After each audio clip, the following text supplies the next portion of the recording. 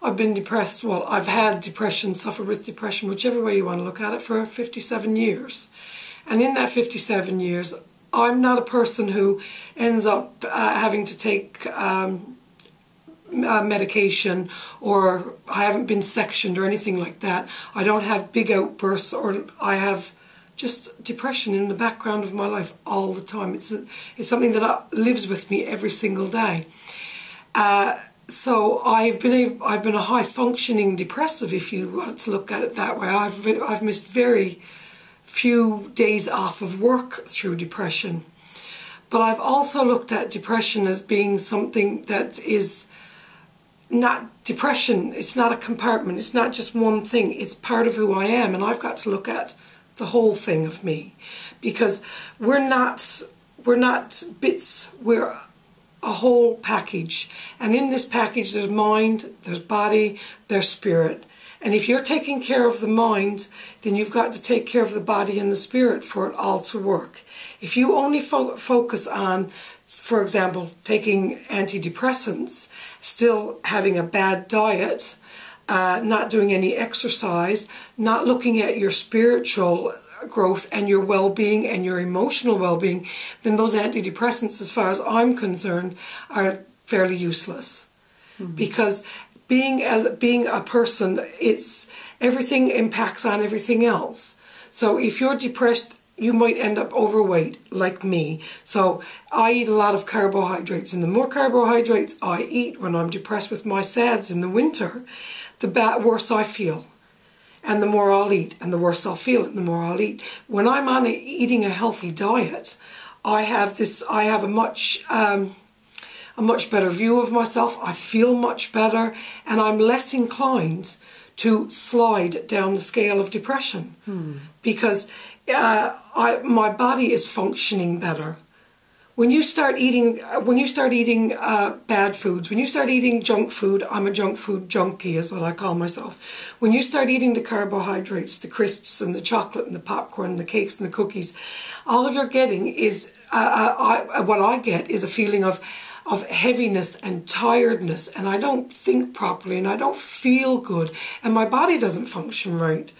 For example, I get constipated, and all of that adds up and causes you to, well, it just goes around in a vicious circle. You were depressed, so you ate, and now you're eating and you're feeling bad, and you can't go to the toilet, or you just feel lousy and tired and sick because of all the carbohydrates, so it makes you depressed. So you just go around in a circle.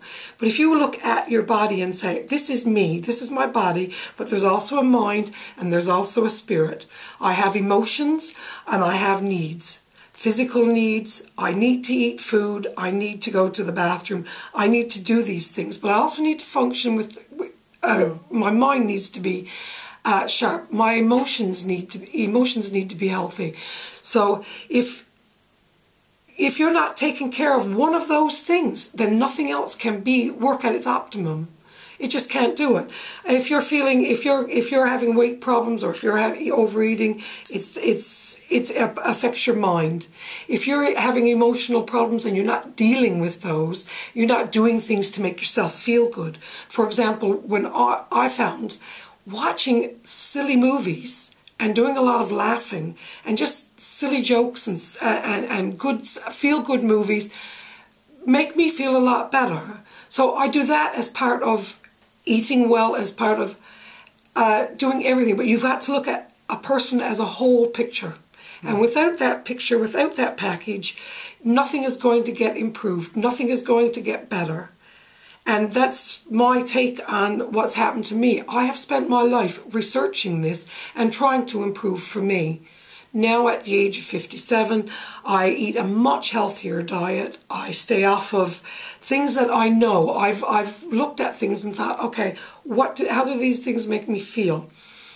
So certain foods, I've just cut them away because I know that when I eat them, they're going to make me feel bad. Of course, you can look at it another way, because you say people self-harm. I self-harm with food. I don't cut myself like some people do. I know that that food is going to make me feel miserable. I know that food is going to make me feel bad. So I eat it. I don't think about doing it. I just do it because instinctively, when you're hurt with yourself, when you're depressed, you sometimes do things to, like I say, the self-harm. Mine is to eat all those foods that I know are going to make me feel absolutely terrible. And then I suffer for 2 or 3 days until these foods leave my system. It's the same with alcohol. I've now realized over the years, and I drank never enough to be called an alcoholic or anything. I was a social drinker, but I found that as I got older, more than when I was younger, that when I drank alcohol, I got mean. I got angry. I got depressed. Alcohol only gave me negative feelings if I drank too much. A glass of wine here and there, no problem. But after 2 glasses of wine, I can be a real nasty bit of person because that's what alcohol does to me. So what do? I don't keep drinking. If I want to improve on my life and make me feel better and lessen my depression, I do. I take the alcohol away.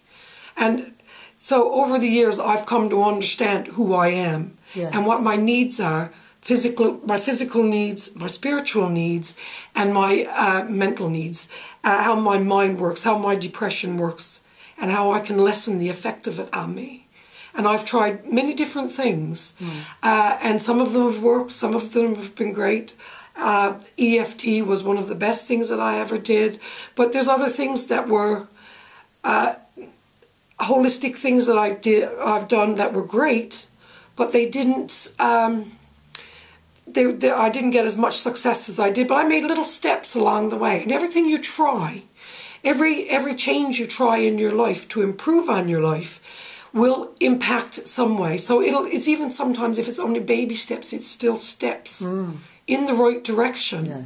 And the only thing is, the worst thing you can do is to give up and say, well, this is who I am and it can't be changed. For me, that's an opt-out. That's not a good thing to do. I need to continually look at what makes me tick the best, what makes me feel good, what lessens my depression, what do I need to do so that I can get through a whole week or a whole month or whatever it is, feeling the best I can. And if it's taking away food, if it's taking away alcohol, if it's not watching TV. I used to watch these criminal movies at night and then go to bed, and I would feel terrible. And when I finally realized it, I stopped doing it so that I could sleep better. And this is what you've got to do, because a good night's sleep is so important, as well as a good diet. And it all works together. But as long as we don't look at ourselves as a package, we're lost. And you're never going to get that wonderful feeling that you can get when your body, your mind, and your spirit is all working together and making a really good, an oiled process. The cogs are running smoothly. And when you feel that, you know that it's worth it, and you know you can lessen it. But I don't take antidepressants. I've never taken antidepressants. I took one. And when I took that antidepressant, the doctor gave it to me because I was depressed and we didn't have a reason for my depression. I took the one antidepressant. I realized why I was depressed and thought, no. Because my family have all been on antidepressants, and I've seen that none of them have improved. But on the whole, I think if you were to take the antidepressants and work on your mind and your body and your diet and your exercise and stop the things that make you feel bad, then it would work better with the antidepressants. But it's no good to swallow pills and then ignore what your body needs, what your emotions, what your emotional, spiritual being needs. You can't ignore it because it's all one thing. Yes. How easy is it to look at yourself holistically and to consider all those different areas of yourself when you're feeling really overwhelmed with depression? It can be absolutely impossible. And I have days, and I've had days where I've just not even attempted it. But the minute I get to a point where I feel I can look at it, I do. I don't try to force it, because forcing it doesn't doesn't get you anywhere. You just feel worse about yourself because you can't get there. If you're really depressed and you think, I have to feel good now, I have to try to drag myself out of this and feel good, and you can't, you feel even worse. But what I found for me is you have to take that the first opportunity, the minute you start feeling a bit better, you have to take that opportunity and say, listen, okay, I'm feeling a bit better now. What can I do to improve? And then you look at it and you find something and you try everything. I've tried everything.